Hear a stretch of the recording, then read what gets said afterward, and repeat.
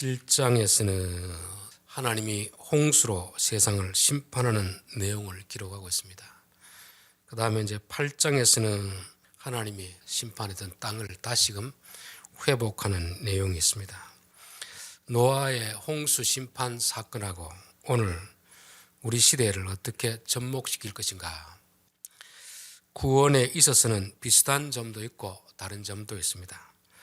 방주라는 것이 세상 가운데서 구원하시는 하나님의 방식이듯이 오늘도 하나님은 교회라는 공동체를 통해서 구원을 하시는 것입니다. 그래서 방주에 들어간 자가 구원을 받았고 교회에 들어오는 자가 구원을 받듯이 그 방법은 여전히 동일하게 이루어지고 있습니다. 그러나 노아의 홍수 심판하고 지금 이 시대의 교회는 조금 심판의 강도라든지 범위에 대해서는 조금 차이가 나는 거죠. 노아의 홍수 심판은 전체적인 전 우주적인 심판이었다고 하면 오늘은 그런 식으로는 하지 않는다는 것입니다. 물론 마지막 때는 그렇게 하겠지만 그런 측면에서는 조금 다른 점도 있다는 것을 우리가 알아야 됩니다. 또 노아의 홍수 심판하고 소돔 고모라의 심판 역시 조금 다릅니다. 노아의 홍수 심판은 전 지구를 심판하는 것이지만 소돔 고모라는 일부 지역만 심판하는 것입니다.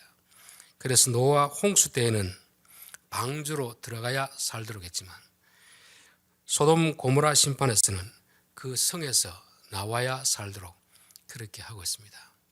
우리가 평상시에는 배를 타고 바다를 건너지만 배 안에 있는 것이 안전하지만 그러나 배가 침몰할 때는 그 배에서 뛰어내리는 것이 안전한 것입니다. 우리가 세월호 배가 침몰할 때 사건을 잘 알지 않습니까? 학생들이 제주도로 여행 가기 위해서 그 배를 타고 안전하게 가고 있었습니다. 그러나 배가 침몰할 때 당연히 나오라 해야 되는데 이 안에 머물러라 그렇게 말했습니다. 많은 학생들이 그 말을 듣고 그 배 안에 머물렀던 학생들은 다 죽었습니다. 그러나 그 말을 듣지 않고 나온 학생들은 살아남았습니다. 저는 오늘 이 시대에도 우리가 속한 공동체가 안전한 배인가 침몰하고 있는 배인가 그것을 잘 판단해야 됩니다. 내가 속한 회사가 지금 안전한 회사인가 침몰하는 회사인가 잘 판단해야 되는 거죠. 안전한 곳이라면 그 안에 있는 것이 안전한 것입니다. 침몰하고 있으면 그곳에서 뛰쳐나와야 안전한 것입니다. 저는 우리 한국교회 정치는 분명히 침몰하고 있는 중이라고 그렇게 생각됩니다. 빨리 그곳에 뛰어나와야 되는데 여전히 그 안에 머물고 있는 사람들이 참 많이 있다는 거죠. 우리가 그 안에 머물러 있어야 될 상황인지 밖으로 뛰쳐나와야 될 상황인지를 분명히 알아야 우리가 살아날 수 있는 것입니다. 교회도 마찬가지죠. 중세 가톨릭 교회가 침몰하고 있을 때 오늘날 말하면 개신교회들은 그 배에서 뛰어나왔습니다. 그리고 새로운 배를 마련한 거죠. 그래서 하나님이 새로운 개신교회를 만들었던 것입니다. 그러나 또 500년이 지나고 나서 여전히 또 이 개신교회들은 침몰해 가고 있는 거 아닌가 그런 생각이 듭니다. 그래서 우리가 머물러야 할 때가 있고 뛰어나와야 할 때가 있다는 것을 먼저 말씀을 드립니다. 자, 8장 1절 하나님이 노아와 그와 함께 방주에 있는 모든 들짐승과 가축을 기어가사 하나님이 바람을 땅 위에 불게 하심에 물이 줄어들었고 이제 하나님이 심판할 자들을 다 심판하고 이제는 방주에 타고 있던 자들을 구원하기 위해서 물을 감하는 것을 볼 수가 있습니다. 여기까지가 150일이 걸렸습니다. 방주에 들어간 이후부터 계속 비가 내리고 땅에 물이 차오르고 산 꼭대기까지 차오를 때 이들은 얼마나 답답했겠습니까? 혹시 하나님이 우리를 잊어버린 것이 아닌가 그런 생각도 할 수 있지만 그러나 하나님의 때가 되면 하나님께서 이제 그들을 생각하사 그 물을 줄어들게 하셨다는 것입니다. 이런 과정은 노아의 식구들뿐만 아니라 오늘 우리들에게도 살다 보면 이런 과정을 거칠 때가 있습니다. 도무지 하나님이 우리의 기도를 들어주지 않는 것처럼 보이고 우리의 어려움을 전혀 알지 못하는 것처럼 보일 때가 있습니다. 그럴 때는 아무리 외쳐도 아무리 기도해도 하나님은 묵묵부답입니다. 그렇다고 하나님이 우리의 사정을 모르느냐? 다 알고 계신 것이죠. 하나님의 때가 되면 하나님이 우리를 구원하신다는 것입니다. 욥도 그랬습니다. 앞을 봐도 그분이 안 보이고 뒤를 돌아봐도 안 보이고 오른편을 봐도 안 보이고 왼편을 봐도 안 보이고 분명히 이분이 살아 존재하는 건 맞는데 내가 힘들 때 왜 이분은 나타나지 않는가? 그렇게 하나님 앞에 간절히 기도해도 나타나지 않던 하나님이 욥기 38장에는 나타나는 것입니다. 우리의 기도에 응답이 없다고 해서 하나님이 안 계시는 것이 아닙니다. 무관심한 것도 아닙니다. 하나님의 뜻을 이루기 위해서 때를 기다리고 있는 것이죠.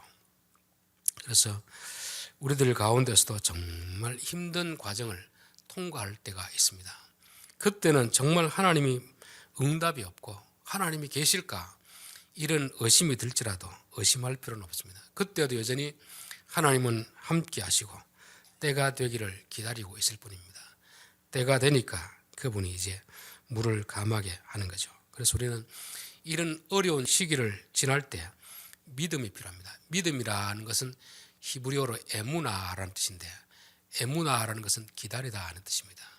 믿음은 기다립니다. 하나님이 다시 한번 우리를 살펴주시고 우리를 구원해 주실 그때를 믿음으로 기다리는 것이 에무나인 것입니다. 그래서 믿음이 있다는 것은 기다린다는 뜻이고 믿음이 없다는 것은 기다리지 못한다 는 뜻입니다.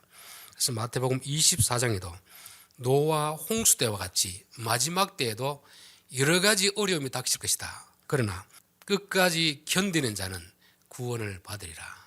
믿음을 가진 자는 구원을 받으리라. 이런 의미입니다. 장로교 교리 중 하나가 성도의 견인이라 하겠습니다. 견인. 하나님 우리를 끝까지 지켜주신다는 그런 교리인데 이게 오해가 되어가지고 한 번 구원은 영원한 구원이 되어버린 것이죠. 예수 믿었으면 내가 무엇을 하든지 하나님 끝까지 우리를 버리지 않는다는 것인데 그런 뜻이 아닙니다. 하나님은 구원받은 자들도 시련과 환난을 통해서 연단을 시킵니다. 그러나 진짜 택한 사람은 그 시련 환난 가운데서도 견딜 수 있도록 길을 열어주시고 견딜 힘을 주셔서 마지막 종착지까지 가게 하신다는 것이 성도의 견인 교리인데 그걸 모르고 그냥 예수 믿었으면 내가 무슨 짓을 하더라도 하나님이 버리지 않는다.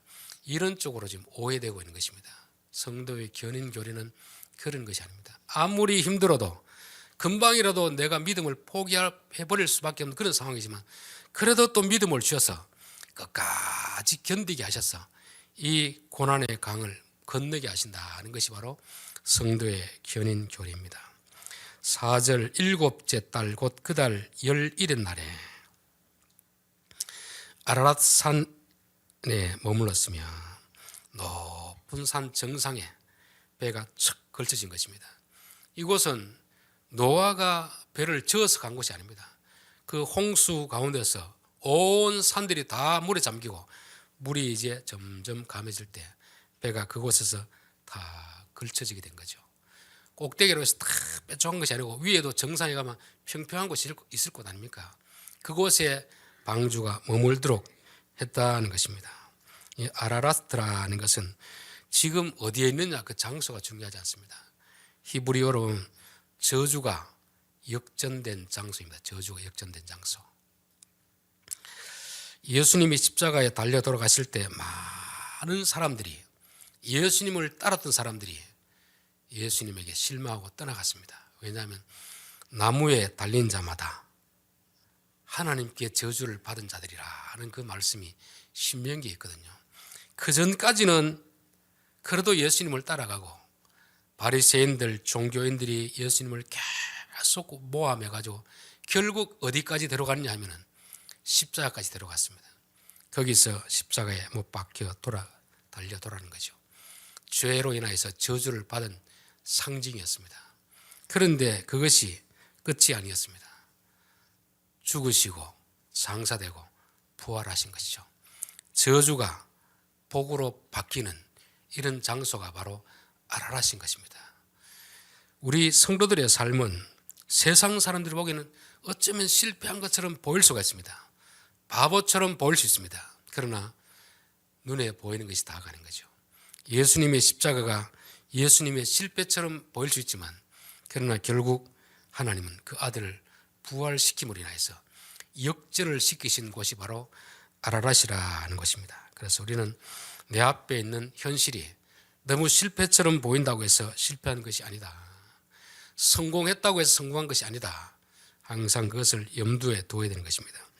고린도후서 6장 9절에는 무명한 자 같으나 유명한 자요, 죽은 자 같으나 보라 우리가 살아있고, 징계를 받은 자 같으나 죽임을 당하지 아니하고, 근심하는 자 같으나 항상 기뻐하고, 가난한 자 같으나 많은 사람을 부유하게 하고, 아무것도 없는 자 같으나 모든 것을 가진 자로다. 그래서 예수 믿는 사람은 겉으로 보는 거하고 속은 다릅니다. 남들은 우리를 보고 어떻다 저떻다 말할지 몰라도 그것은 세상 사람들이 눈에 보이는 껍데기만 보고 말하는 것이지 진짜 모습은 그것이 아니라는 것입니다. 자, 7절 보겠습니다. 까마귀를 내놓으며 까마귀가 물이 땅에서 마르기까지 날아 왕래하였더라. 이제 물이 점점 이렇게 줄어드는데 높은 산까지 올랐던 물이 어느 정도 내려가는지 사람들은 알지 못합니다. 그렇다고 밖으로 사람이 나가지고 수영할 수 있는 것도 아니고, 그래서 결국 새를 내보낸 거죠. 물이 어느 정도 가마인지 내보내는데 먼저는 까마귀를 내보내고 그 다음엔 비둘기를 내보냈습니다. 저는 이걸 보면서 까마귀가 얼마나 억울할까 그런 생각이 들었습니다. 한국 사람들은 까마귀를 좋아합니까 안 좋아합니까? 까마귀가 울면 재수가 없다고 말하잖아요. 까치가 울면 복이 들어온다고 하고, 까마귀가 울면 재수 없다고 하는 그런 편견이 있습니다.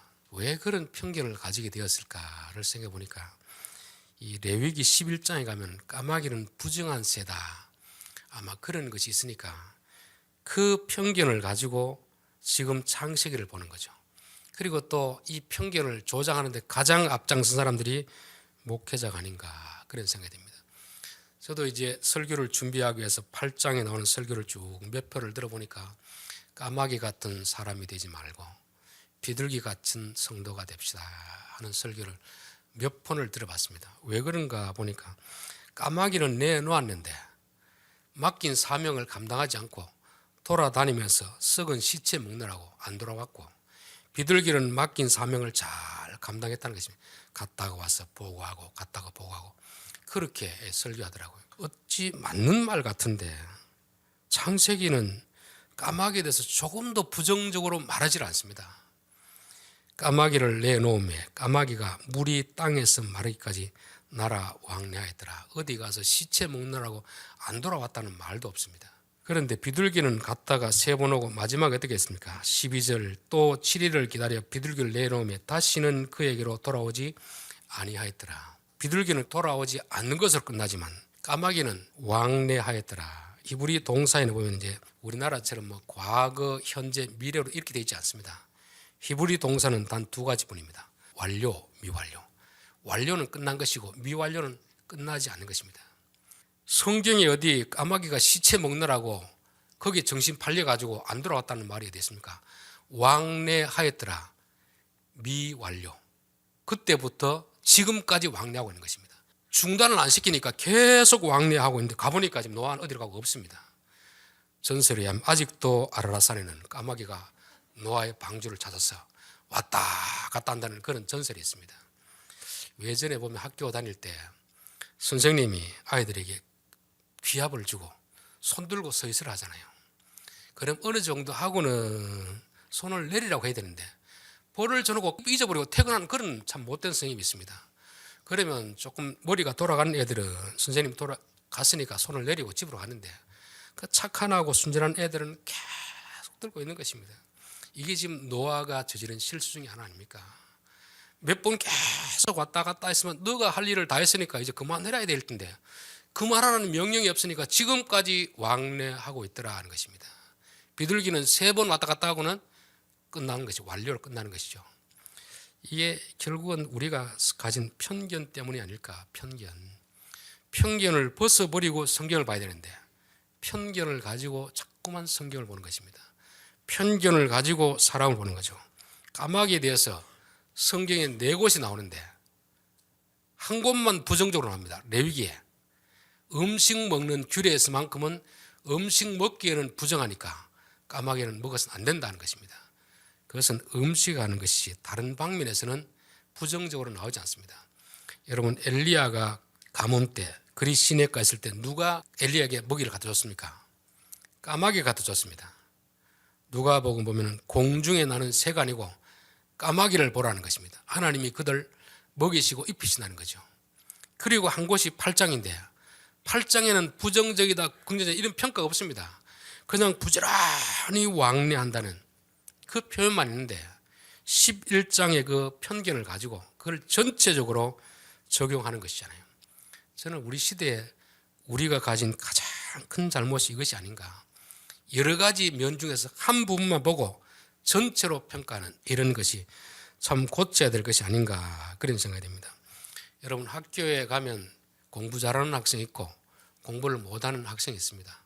운동을 잘하는 학생이 있고 운동을 못하는 학생이 있습니다. 근데 선생님이 자칫 착각하면 공부 잘하는 아이는 착한 아이, 공부 못하는 아이는 나쁜 아이 이렇게 평가한다는 건 아주 잘못된 것이죠. 공부 잘하는 아이 중에서도 아주 나쁜 놈들이 있습니다. 공부를 못하지만 착한 아이들이 있습니다. 운동을 잘하느냐 못하느냐 그건 하나의 기능이죠. 기능. 공부를 잘하느냐 못하느냐 그건 기능이죠. 그거하고 인간성하고 결부시켜서는 안 되는 것입니다. 남자들이 가지는 착각이 뭡니까? 여자가 얼굴이 예쁘면 착할 것이다 이런 착각에 빠져 있는데 얼굴이 예쁜 여자 중에서는 착한 여자도 있지만 못된 여자도 있습니다. 얼굴이 못생겼다고 다 못된 게 아니잖아요. 더 마음이 착한 레아와 같은 그런 여자도 있지 않습니까? 우리는 내가 가진 어떤 하나의 기준을 가지고 그 사람 전체를 매도하고 판단하는 그런 경우가 있습니다. 그게 바로 까마귀에 대한 잘못된 편견인 거죠. 또 신약에 보면 의심 많은 도마. 여러분, 우리가 생각할 때는 도마가 의심이 많지만 유대인의 사고방식은 지극히 정상적입니다. 모르면 가만히 참고 있지 않고 질문하는 것입니다. 여러분, 모르는데 모르면서도 아는 척하는 사람이 좋은 사람입니까? 모르면 모른다고 인정하고 물어보는 사람이 좋은 사람입니까? 물어보고 질문하는 것이 정상적인 사람이지. 설교자가 설교를 잘못하니까 의심 많은 요나로가 지금까지도 이름이 붙어 있는 것입니다. 아마 천국 가면 목사들, 그렇게 설교하는 목사들 도마한테 많이 맞을 것이 아닌가. 저는 그렇게 설교를 안 했습니다. 의심이 되면 질문하는 것이 정상적이지, 의심이 되는데 질문 안 하고 아는 척하는 것이 그게 오히려 위선적이 될 수 있는 거죠. 그래서 여기서도 보면은 까마귀는 까마귀 역할을 감당한 것이고 비둘기는 비둘기의 역할을 감당한 것입니다. 까마귀가 제일 먼저 나가야 되기 때문에 먼저 보낸 것이고 비둘기는 나중에 나가야 되기 때문에 나중에 보낸 것뿐입니다. 그래서 우리가 성경을 볼 때에도 사람을 볼 때도 이런 편견을 좀 내려놓고 봐야 되겠다. 교회 안에서도 은사를 행하면 믿음이 좋다고 생각하는데 그게 또한 착각입니다. 그게 고린도 교회를 보십시오. 은사와 인격은 별개의 거잖아요. 교회 안에서 열심히 봉사한다고 반드시 믿음이 좋은 사람이겠습니까? 일반적으로는 열심히 하는 사람은 믿음이 좋은 사람이지만 그렇지 않을 수 있다는 거죠. 저도 늘 억울한 게 배 나온 사람은 많이 먹는다고 생각하는데 많이 먹어서도 배 나온 사람이 있지만 적게 먹어도 배 나오는 사람이 있습니다. 날씬한 사람은 적게 먹는 게 아닙니다. 적게 먹어서 날씬하지만 체질적으로 많이 먹어도 살이 안 찌는 사람이 있다는 거죠. 그러니까 배가 나왔다고 해서 저 사람 식탐이 많다 이렇게 평가해서는 이게 편견이라는 것입니다. 고린도전서 3장 4절에 보면 어떤 이는 말하되 나는 바울에게라 하고 다른 이는 나는 아볼로에게라 하니 너희가 육의 사람이 아니래요. 그런즉 아볼로는 무엇이며 바울은 무엇이냐? 그들은 주께서 각각 주신 대로 너희로 하여금 믿게 한 사역자들이니라. 나는 심었고 아볼로는 물을 주었으되 오직 하나님께서 자라나게 하셨더니. 바울의 성격이 있고 아볼로의 성격이 있습니다. 베드로의 성격이 있고 바울의 성격이 있습니다. 베드로는 우리가 생각할 때 좀 이게 말보다 행동이 좀 앞서는 사람입니다. 활동적이 있는 거죠. 성격이 급한 거죠. 그러나 바울은 좀 차분한 성격입니다. 글을 쓰는 걸 봤을 때 참 차분하고 생각이 많은 사람입니다. 그렇다고 바울은 착한 사람이고 베드로는 나쁜 사람입니까? 그렇지 않습니다. 성격도 누가 주신 거죠? 하나님이 그 사람에게 주신 거 아닙니까? 성격과 기질도 하나님이 주신 것입니다. 성격이 급한 베드로를 통해서 사도행전 초반의 역사를 이루어 나갑니다. 바울 같은 사람 초반에 안 됩니다. 워낙 꼼꼼하게 다 따져보면 일을 못해요. 그럴 때는 좀 덜렁거리는 베드로가 필요한 거 아닙니까? 그럴 때는 베드로를 쓰는 것입니다. 그리고 베드로만 해서는 안 되니까 뒤에 마무리하고 정리할 때는 바울 같은 사람이 필요한 것입니다. 그래서 바울을 쓰는 거죠. 그래서 우리는 성격이 급한 것은 나쁘고 성격이 차분하면 좋다. 그거는 잘못된 것입니다. 성격이 급한 데는 급한 대로 쓰일 때가 있고 또 느린 데는 느린 대로 쓰일 때가 있기 때문에 그런 것입니다. 각자 자기의 위치에서 하면 되는데 우리는 내가 가진 너무 하나의 기준을 가지고 너무 사람들을 좋게 보기도 하고 너무 나쁘게 보기도 하는데 그럴 필요는 없다는 것입니다. 그냥 있는 그대로 보는 것이 좋다. 있는 그대로. 사람을 볼 때도 그렇고 자기가 자기 자신을 볼 때도 그렇고 재능이 있느냐 없느냐 이게 중요한 게 아니고 인간성이죠. 인간성이. 내게 있는 재능을 가지고 어떻게 사용하느냐 이게 중요한 거잖아요. 오늘 이 시대에 우리나라가 이렇게 힘든 것은 어떤 분에 의하면 서울대 법대생 때문에 그렇다는 것입니다. 이들은 공부는 잘하는데 인간성이 그렇게 썩 좋지 않다는 것입니다. 모든 사람이 다 그렇다는 게 아니고 일부 그런 사람이 있다는 것입니다. 아무리 재능이 좋아도 다른 사람을 생각할 줄 아는 사람이 그 재능을 활용하면 그 재능은 보게 되는데 이기적인 사람, 공부만 잘해서 이기적인 사람은 재능을 많이 가질수록 그 공동체를 힘들게 한다는 것입니다. 고린도 교회에 성령께서 교인들에게 은사를 주시지 않았습니까? 은사가 있는 사람이 좋은 사람이고 없는 사람이 나쁜 사람이 아니고 은사를 가져도 교회를 위해서 쓰면 좋은 사람인 것이고 교회를 위해서 안 쓰고 자기를 위해서 쓰면 나쁜 사람이 되는 것입니다. 그래서 우리는 우리에게 있는 어떤 기준, 그 하나의 기준을 가지고 이 사람은 좋은 사람이다, 이 사람은 나쁜 사람이다, 그렇게 하지 못하는 것입니다. 사람마다 좋은 점이 있고 나쁜 점이 있습니다. 그러나 그 나쁜 점을 또 좋은 점으로 승화시킬 수도 있거든요. 그래서 우리가 사람을 볼 때도 성경을 볼 때도 편견을 가지지 말고 보자. 편견. 어떤 사람을 대해서 아주 저한테 부정적으로 말하는 사람이 있습니다. 그런데 제가 그 사람을 만나보니까 그렇지 않아요. 다른 좋은 점이 있더라고요. 어떤 사람을 아주 좋다고 하는데 만나보니까 제가 봤을 때는 또 나쁜 점이 있더라고요. 우리는 어떤 한 사람을 다 알지 못하는 것입니다. 내가 경험한 일부만 가지고 그 사람 전체를 나쁘다 좋다 그렇게 말하는 것이 이게 참 얼마나 모순된 것입니까? 어떤 사람이 내게 좀 부정적이 보이면 그것만 있겠습니까? 다른 부분도 있겠습니까? 다른 좋은 부분도 있겠죠. 그래서 하나님은 원수를 좀 사랑해라. 원수. 우리가 보기에는 내 마음에 내 기준에 어떤 점이 마음에 안 들어서 원수이지만 하나님이 그 사람을 내 곁에 두었을 때는 나에게 도움이 될 것이기 때문에 둔 것입니다. 그런데 우리가 편견을 가지고 그 사람을 나쁘게 보면 그 사람으로부터 받아야 될 도움을 받지 못하고 그 사람으로부터 배워야 될 것을 배우지 못하기 때문에 제발 눈에 비늘을 좀 벗기고 편견을 내려놓고 있는 그대로 보라는 것입니다. 하나님 또 우리를 있는 그대로 봅니까? 편견을 가지고 봅니까? 있는 그대로 보는 거죠. 잘하는 것 잘하는 대로, 또 잘못하는 것 잘못하는 것대로 그렇게 보는 것입니다. 저는 성경을 보는 것과 어릴 때 봤던 위인전, 영정을 보는 것은 너무 다르다는 걸 느낍니다. 위인전을 보면 어떻습니까?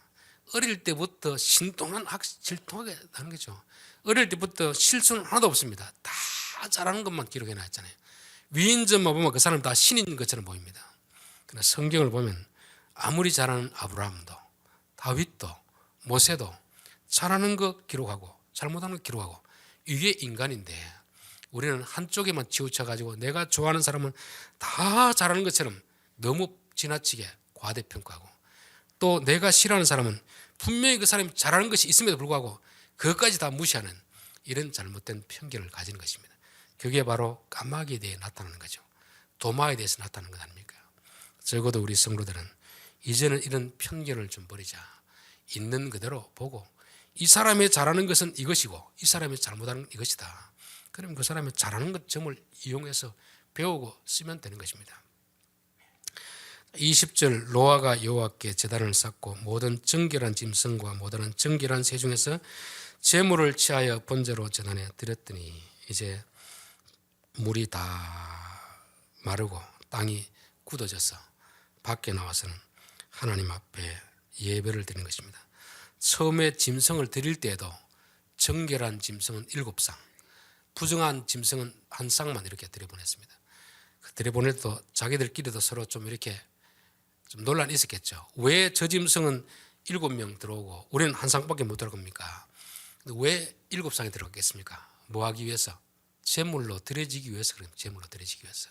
하나님이 우리에게 남들보다 더 많은 걸 주실 때는 왜 주겠습니까? 하나님 앞에 바치라고 주는 것입니다. 우리는 내보다 많이 가진 사람 보면 하나님 왜 저 사람은 많이 주고 나는 적게 주십니까? 그렇게 원망할 필요가 하나도 없습니다. 그냥 자기 소유로 늘리라고 그런 게 아니고 정결한 짐승은 노아 홍수 끝났을 때 와서 제물이 되라고 하는 것이거든요. 우리에게 남들보다 더 많은 돈을 주는 것, 더 능력을 주는 것, 나를 위해 사용하라고 주신 것이 아닙니다. 네가 그것을 하나님 앞에 바치라 하는 거 아닙니까? 그런 측면에서 저도 외전에는 능력 있는 사람 보면 부러워했었는데 성경을 알고 나서는 아이고 내가 그만한 믿음이 되면 괜찮은데 그만한 믿음이 안 되는데 많이 줘놓으면 혹시 잘못 사용할 것이 아닌가. 오히려 그것보다는 믿음대로 사용할 수 있도록 주신 것에 만족하는 것이 좋은 것입니다. 여러분, 여러분에게 있는 것이 최적의 것입니다. 많이 가진 사람 부러워하지 마십시오. 많이 가졌는데 요 믿음이 되는 사람은 그 가진 것이 복이 되지만 많이 가졌는데 요 믿음이 안 되면 요것 때문에 지옥 가는 것입니다. 부자와 나사로 비유가 아닙니까? 나사로는 아무것도 가진 것이 없었습니다. 그러니까 드릴 것 자체가 없어요. 아무것도 드릴 것 없으니까 그냥 부자의 집에서 나오는 음식 쓰레기만 먹고 살아도 잘하는 겁니다. 부자는 많이 가졌거든요. 하나님이 많이 줬으면 많이 요구할 텐데 그는 전혀 하나님 뜻을 따르지 않고 자기 욕심대로 쓰니까 결국은 그 끝이 지옥이라는 것입니다. 여러분, 많이 가진 사람 절대 부러워하지 마시고 내가 많이 가졌다고 해서 교만할 필요도 없습니다. 더 조심해야 됩니다. 왜냐하면 그것은 나를 위해 사용하라고 주신 것이 아니거든요. 전체를 위하여 사용하라고 주신 거 아닙니까? 높은 지위에 올라갔다고 해서 교만할 필요가 없습니다. 더 무거운 책임감을 가져야 되는 거잖아요. 백성이 가지는 책임감하고 지도자가 가진 책임감은 다르다 하는 것을 우리가 알아야 되는 것입니다. 21절 여호와께서 그 향기를 받으시고 그 중심에 이르시되 내가 다시는 사람으로 말미암아 땅을 저주하지 아니하리니 이는 사람의 마음이 계획하는 바가 어려서부터 악함이라. 내가 전에 행한 같이 모든 생물을 다시 멸하지 아니하나니 땅이 있을 동안에는 심음과 거둠과 추위와 더위와 여름과 겨울과 낮과 밤이 쉬지 아니하리라. 홍수 전과 홍수 이후에 하나님이 하시는 일이 다르다 하는 것입니다. 홍수 이전에는 인간이 잘못했는데 자연 만물까지 다 심판해 버렸습니다. 홍수 이후에는 내가 그렇게는 하지 않겠다. 인간의 잘못은 인간의 잘못대로 따로 심판하고 자연의 잘못은 자연의 심판대로 따로 하고 인간이 비록 잘못했더라도 자연 질서를 다시는 깨뜨리지 않겠다 말씀하는 것입니다. 하나님의 역사, 그걸 하나님의 경륜이라는 경륜. 하나님이 세상을 다스려 나갈 때 홍수 전과 홍수 이후는 분명히 다르게 하신다 하는 것입니다. 남자들 군대에 가보면 알겠지만 훈련소에서는요 한 사람이 잘못 전체 기업 받습니다. 그러나 실무로 가면 그렇게 하지 않습니다. 훈련소 때와 실무로 갔을 때가 다른 것입니다. 홍수 전과 홍수 이후가 다른 것이고 또 초기 교회를 시작할 때와 교회가 진행되었을 때가 다른 것입니다. 광야에 있을 때는 하늘에서 만나를 내려주지만 가나안에 가면 더 이상 만나를 내려주지 않습니다. 초대 교회 때 아나니아와 삽비라 헌금 때문에 죽여버리잖아요. 지금도 그런 식으로 하나님 죽이면 헌금할 사람이 누가 있겠습니까? 그때와 지금은 다르다는 것입니다. 우리가 믿음이 어릴 때와 믿음이 성숙했을 때 같이 대한다고 생각하면 안 됩니다. 평신도일 때와 장로님, 권사님, 목사가 됐을 때 같이 대한다고 생각하면 안 됩니다. 하나님의 경륜은 시대에 따라서 사람에 따라서 다르게 역사하는데 참 우리는 불행하게도 자꾸만 옛날 그 생각을 가지고 있지 않습니까? 오늘 이 시대의 사람들은 우리 시대의 일제시대 때 6.25 때 하나님이 역사했었던 그 기적을 자꾸만 기대하고 있는 것입니다. 광야에 있었던 기적은 더 이상 가나안에 일어나지 않습니다. 가나안에서는 비를 내려주시고 농사 짓게 하시고 그렇게 하심으로 인하여서 다스려 가시는데 우리는 자꾸 옛날에 사로잡혀가지고 그때가 좋았었는데 그러나 그때는 다시 돌아오지 않습니다. 청년의 때 해야 될 일이 있고 노년의 때 해야 될 일이 있는 것입니다. 시기마다 역사적 순간마다 하나님이 하시는 일이 다르기 때문에 우리는 그 때에 맞는 삶을 살아야 되리라 믿습니다. 기도하겠습니다. 하나님 아버지, 노아 방주 사건을 통해서 우리에게 주시는 몇 가지 교훈을 살펴보았습니다. 하나님이 침묵하실 때에도 하나님이 그 자리에 계시지 않는 것이 아니라 하나님의 때가 되기를 기다리신 분임을 알게 도와주시고 하나님의 때가 될 때까지 믿음으로 잘 버티는 저희들 되게 하여 주시옵소서. 아라낫 산에 방주를 머물게 하신 하나님, 하나님의 역사하기 전에는 그곳에는 저주받는 산이었지만 하나님이 역사하면 저주가 변하여 복이 된다는 사실을 알게 하여 주시옵소서. 우리가 실패하고 고난받을 때 사람들이 보기에는 실패한 것처럼 보일지라도 그러나 하나님은 다시 한번 우리를 역전시키기 위한 계획이 있음을 알게 도와 주시옵소서. 까마귀와 비둘기를 통해서도 우리의 잘못된 편견이 어떻게 성경을 왜곡하고 있는가 살펴보았습니다. 성경을 볼 때에도 사람을 볼 때에도 내가 가진 편견으로 보고 함부로 판단하지 않게 도와 주시옵소서. 방주에서 나올 때 정결한 짐승으로 제사를 드렸습니다.